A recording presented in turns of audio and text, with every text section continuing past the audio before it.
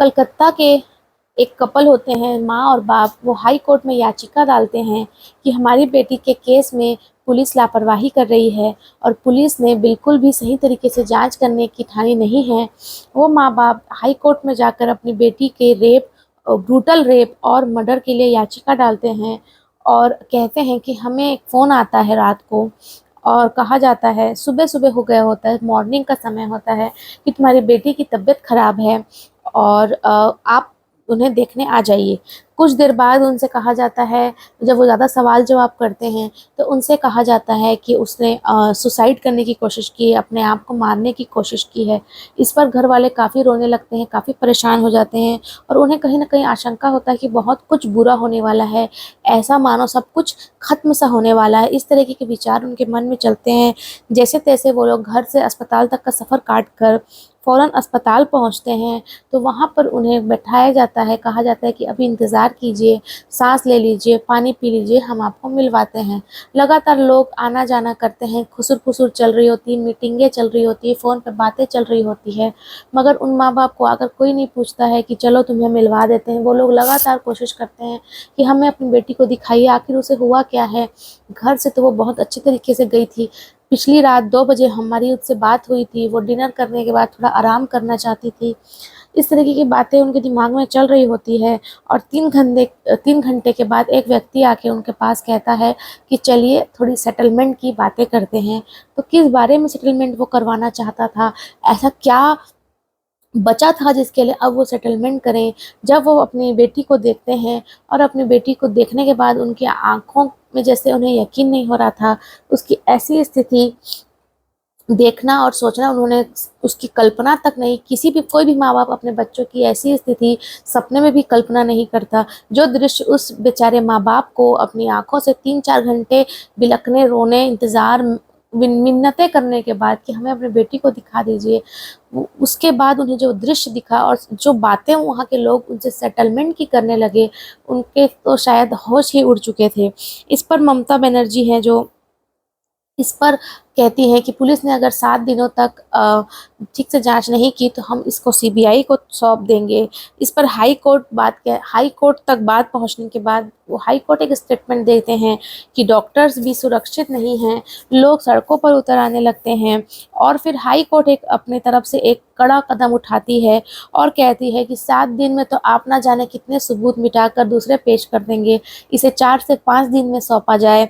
और क्योंकि इसके हाई कोर्ट के इतने स्ट्रिक्ट एक्शंस का एक और कारण भी था कि जो मेडिकल कॉलेज के प्रिंसिपल थे, वो कहते हैं कि ये जो स्टूडेंट थी ये मेरी बेटी जैसी थी और मैं अपनी नैतिक जिम्मेदारी के तहत यहाँ से इस्तीफ़ा देता हूँ। और वो इस्तीफ़ा दे देते हैं और जैसे ही वो इस्तीफ़ा देते हैं तो राज्य सरकार ने कलकत्ता मेडिकल कॉलेज में उन्हें और हॉस्पिटल में उन्हें एज़ अ प्रिंसिपल हायर कर लिया। तो हाई कोर्ट ने कहा इतनी भी क्या जल्दी थी कि इधर इन्होंने इस्तीफ़ा दिया और इधर इन्होंने इसे हायर कर लिया। हाई कोर्ट ने अपना तल्ख़ रवैया अब अपनाया और सीबीआई की जांच 7 की जगह 5 दिनों में मांगी और कहा कि इस प्रिंसिपल की राज्य सरकार के द्वारा जो Calcutta medical college and hospital में उसकी नियुक्ति की गई है, उसकी छुट्टी आप करते हैं या हमें कुछ करके छुट्टी करवानी होगी। इस पर बवाल मच जाता है और फ़ौरन इस पर एक्शन लेने चालू होते हैं। आज हम इसी सच्ची घटना और इसी कहानी के माध्यम से जानने की कोशिश करेंगे कि उस ट्रेनी 31 साल की डॉक्टर ट्रेनी के साथ उस रात कैसे क्या घटित हुआ और किस तरीके से उसकी इस तरीके से हालत कर दी गई। आज हम इसी पर थोड़ा-सा प्रकाश डालने की कोशिश करेंगे। नमस्कार, मेरा नाम आयशा मेमन थापा है और आज हम बेहद ही दुखद घटना, जो कि इंसान इतने इस कदर इंसान अपने आप को गिरा देगा कि उसके आगे जानवर भी बहुत सभ्य नज़र आएगा, ये इस बारे में हम बात करना चाहेंगे। कलकत्ता जो है वेस्ट बंगाल की राजधानी कोलकाता में 25/20 में एक व्यक्ति रहता था, शंभुनाथ पंडित रोड में, जिसका नाम है संजय राय। वो उसकी तरफ की एक कहानी चल रही है कि वो बताता है कि वो 5 अगस्त को जो है बैठक के लिए निकला था और ये जो है यहाँ पर अभी मेजर कल्प्रिट की मैं बात कर रही हूँ, संजय राय। वो कहते हैं कि पुलिस कल्याण बोर्ड में वो काम करते हैं एज अ सिटी वॉलंटियर और उसकी ही मीटिंग के लिए वो गए थे सलुवा। सलुवा जो है कलकत्ता से 140 किलोमीटर दूरी पर है और 8 अगस्त 2024 को वो रिटर्न आते हैं।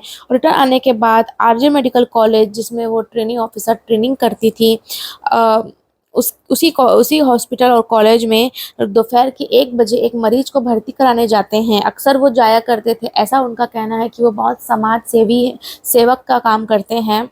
और 1 बजे वो वहाँ जाते हैं और वहाँ से कुछ देर बाद वापस आ जाते हैं। फिर अगेन वो बताते हैं कि रात के 11 बजे दोबारा वो उसी पेशेंट से मिलने जाते हैं और उसकी एक्सरे वगैरह, उसका हाल चाल, उसके टेस्ट वगैरह करवाते हैं। और जब उसकी फैमिली वहाँ मौजूद होती है तो वो वहाँ से निकल जाते हैं। और फिर उनका कहना है कि वो रात को फिर 1 बजे जाते हैं। इस बार वो दूसरे पेशेंट से और उसका हाल चाल और दूसरी तरीके की समाज सेवा करने के लिए हॉस्पिटल में घुसे थे। और उनके मुताबिक वो रात के 1:30 बजे वहाँ से निकल कर कंपाउंड में टहल रहे थे, घूम रहे थे।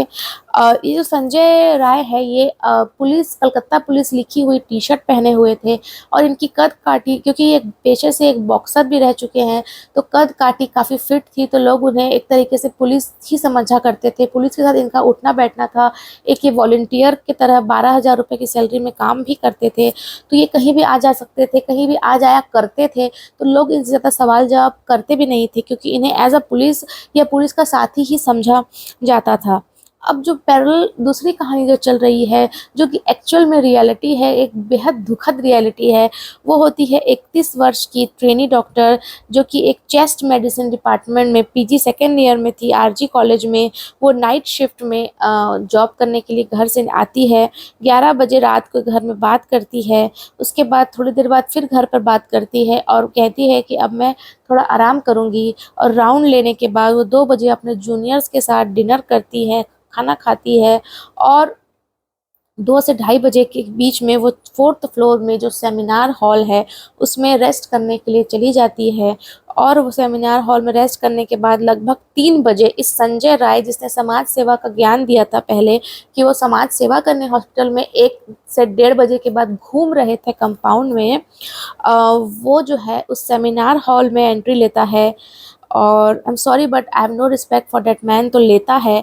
एंड 3 बजे वो बिल्डिंग में घुसता है और उस सेमिनार हॉल में उस सीसीटीवी फुटेज में दिखता है कि वो वहाँ पर घुस रहा है। और करीबन 45-50 मिनट बाद वो उस हॉल से बाहर निकलकर, तब तक सुबह के 4:31 हो चुके थे और वह 3 साढ़े 3 के आसपास गया था। और 8 की रात और 9 की सुबह लग चुकी थी, 9 अगस्त की। और इस सब के बाद किसी को कानो खान खबर नहीं होती है कि ये सोशल वर्कर मिस्टर संजय जो है वो सोशल वर्क करके यहाँ से जा चुके हैं। और बेचारी वो लड़की जो है, उसकी स्थिति क्या हो चुकी है, इसका किसी को भी कानो कान अंदाज़ा नहीं था। कोई उसकी मदद करने तक को पहुँच नहीं पाया, क्योंकि उसकी चीखें शायद कहीं बाहर गई ही नहीं पाई। 6 बजे के आसपास जो कर्मचारी है साफ़ सफाई करने वाला, वो उस सेमिनार हॉल के अंदर जाता है तो उसके तो होश फाख्ता हो जाते हैं। उसे अपनी आँखों पर यकीन नहीं होता, वो चीखने चिल्लाने लगता है। लोगों की भीड़ जमा होने लगती है, क्या सीनियर क्या जूनियर सब वहाँ जमा हो जाते हैं। सारे लोग जब वहाँ देखते हैं तो एक लाश पड़ी है और वो लाश की स्थिति अर्धनग्न तरीके से पड़ी हुई है। उसके प्राइवेट पार्ट से खून आ रहा है, उसके हर बॉडी पार्ट से खून आ रहा है।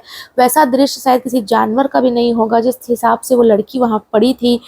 मामला दबाने की कोशिश चालू हो जाती है। शुरुआत में वहाँ के अधिकारी, वहाँ की डॉक्टरों की टीम, वहाँ के सीनियर्स, सारे लोग जो है अपने हॉस्पिटल की सो कॉल्ड इमेज को, इस दृश्य को देखने के बाद आम इंसान जो है, एक दिल जिसका पास दिल होगा, जिसके पास किसी और के बच्चे के लिए जो रहम होगी, वो बेच खाते हैं और इस मामले को दबाने की कोशिश करते हैं। और उसके माँ बाप को, जिन्होंने अभी अभी इतने निर्दयी तरीके से अपनी बेटी की जान गंवाई है, उनसे सेटलमेंट की बातें की जाती है। और पेरेंट्स को बताया जाता है कि वो बीमार है, उसने सुसाइड करने की कोशिश की है, एक्सेट्रा एक्सेट्रा। उसके बाद उस बॉडी को पोस्टमार्टम, जब वो पेरेंट्स रियलिटी को देखते हैं और जब वो अपने बच्ची को इस तरीके से पड़ा हुआ देखते हैं, उसकी बॉडी इस तरीके से रखी हुई थी कि बहुत कुछ उसकी बॉडी से, जब तक अगर रप्चर नहीं हुआ हो, टूटा ना हो, तो किसी के भी लेग्स अपार्ट ऐसे नहीं पड़े रह सकते। जिस तरीके से एक टेबल के इस कोने में उसका एक पाँव था और टेबल के दूसरे कोने में उसका दूसरा पाँव था, ये जानवरों जैसा ट्रीटमेंट उस लड़की के साथ किया गया है आधी रात को, जब किसी को कानो कान खबर तक नहीं थी। इस पर पोस्टमार्टम रिपोर्ट आती है और पोस्टमार्टम रिपोर्ट भी यही कहती है कि उसके प्राइवेट पार्ट से ब्लीडिंग हो रही है, उसकी आईज में चश्मा का कांच घुसा है, उसके मुंह के अंदर उसके चश्मे का कांच घुसा हुआ है, कई मुक्के कई तरीके से उसे मारा गया है, उसकी गर्दन की हड्डी टूटी हुई है, उसके उल्टे पैर में चोट है, उसके राइट हैंड में चोट है। बॉडी का ऐसा कोई पार्ट नहीं था जिसमें चोट नहीं है। हैवानियत की जो है सारी हदें उस दृश्य को देखने के बाद पार हो चुकी थी। उसे निर्भया 2.0 का नाम दिया जा रहा है, मगर अपने आप में ही एक निर्भया ही है, इससे भयानक कुछ नहीं हो सकता। और पूरी जांच पड़ताल जब पुलिस थोड़ी सी सीरियस होती है तो मौके पर पड़ी हुई एक ब्लूटूथ मिलता है, सिंगल ब्लूटूथ, और जब उसे आसपास जांच किया जाता है तो संजय राय के दूसरे ब्लूटूथ के साथ वो पेयर हो जाता है।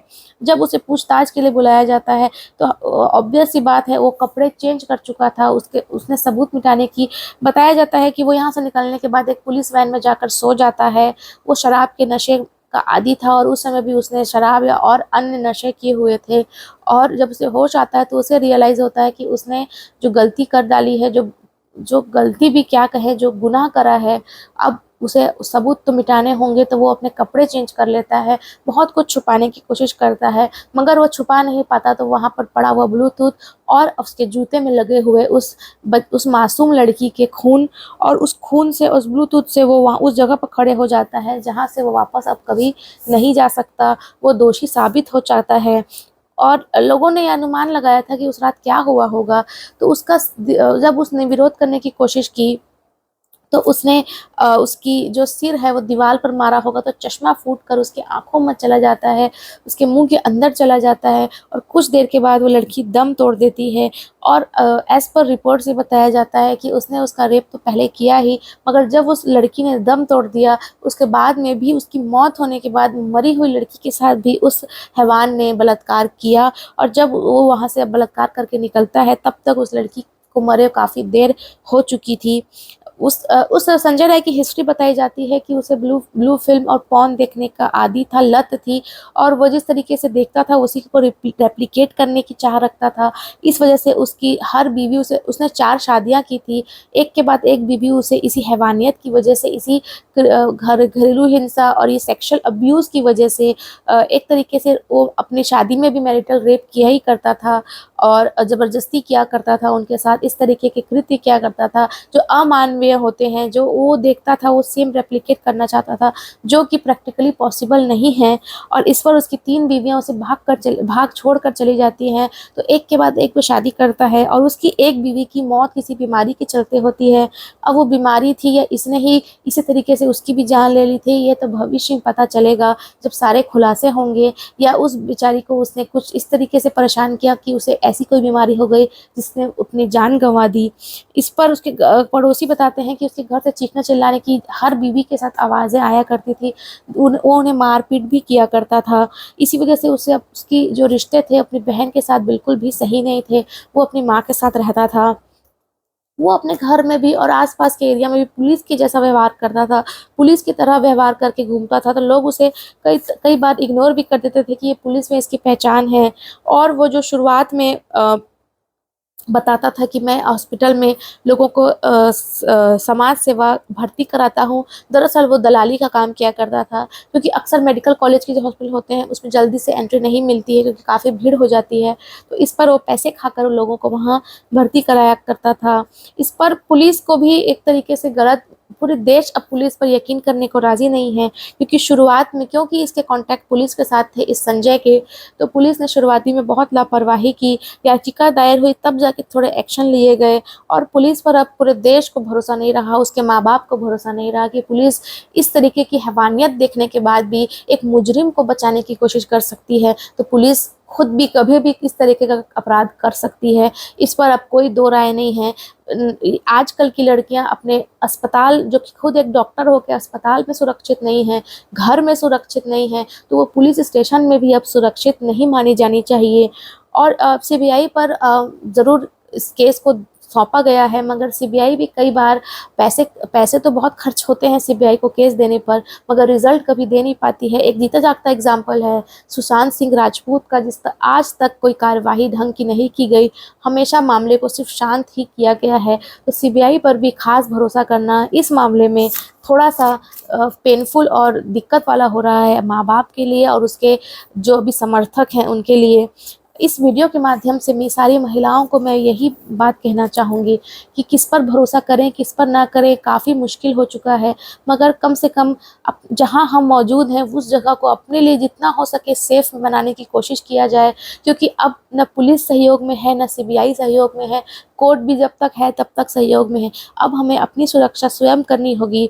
इस वीडियो को शूट कर रही हूँ तो आज का दिन 15 अगस्त का है, स्वतंत्रता का है, तो इसी मौके पर मैं एक बात ज़रूर कहना चाहूँगी कि देश ज़रूर आज़ाद हो चुका है, 78 साल हो चुके हैं। आज 78th इंडिपेंडेंस डे मनाया गया है, पूरे देश में ज़ोरों शोरों से जश्न मनाया गया है, मगर क्या वो माँ बाप को आज़ादी फील हो रही होगी जिनके हाथ बंधे हुए हैं, जो मुजरिम उनको पता है कि इस मुजरिम ने हमारी बेटी के साथ इतना घिनौना कृत्य किया है, पूरी दुनिया को पता है, उस मुजरिम को खुद को पता है कि उसने ये किया है, मगर आज भी हम सिर्फ केवल और केवल इस लंबे चौड़े न्याय व्यवस्था के बेड़ियों में बंधे हुए हैं। क्या आज लड़कियां आज़ाद है? क्या आज औरतें आज़ाद है? क्या आज बच्चियां आज़ाद है? इवन लड़के भी कहीं ना कहीं इस चीज़ का शिकार होते हैं। तो क्या हम वाकई आज़ाद हैं? ये आपके और मेरे सोचने वाली बात है, और हमें इस मुद्दे पर जल्द से जल्द एकजुट होकर सोचना होगा। आज किसी और के घर की बच्ची है, कल वो हम खुद या हमारे घर के बच्चे या बच्चियां हो सकते हैं।